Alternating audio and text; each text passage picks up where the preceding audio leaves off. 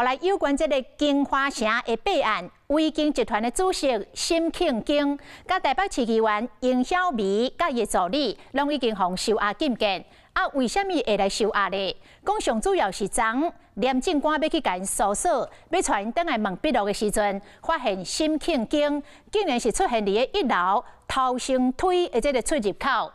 啊，尹小薇是出现伫桃园机场，准备要去香港，这拢无法度排除逃亡的疑虑，所以决定收押禁见。艺人会不会觉得很冤枉？台北市议员尹小薇穿蓝白色的面顶衫甲球鞋，手互人上铐，伫咧车道面对话话拢无回应。因为涉嫌金华城拥挤率案有乌西，互法警上铐，带去了警备车送往看守所收押。主嫌疑身体还好吗？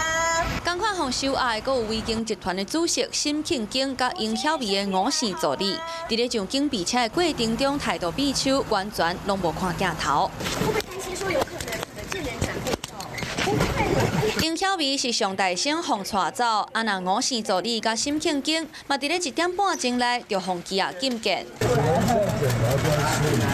面对媒体，北讲敢若向检做说明，不过即马收押的关键嘛逼空。沈庆京虽然自称无法度接受，互人讲想要逃亡，不过拜三廉政官超早带人的时，发现伊人伫咧1楼的逃生出入口。虽然伊表示是要去公司，不过出现的所在，互检方无法度排除是要趁机会来藏证物。啊那尹小薇拜二暗时检廉接到通报，伊人出现伫咧桃园机场，准备出境要去香港，发现去互警管了后，佫该去台中的青泉港机场。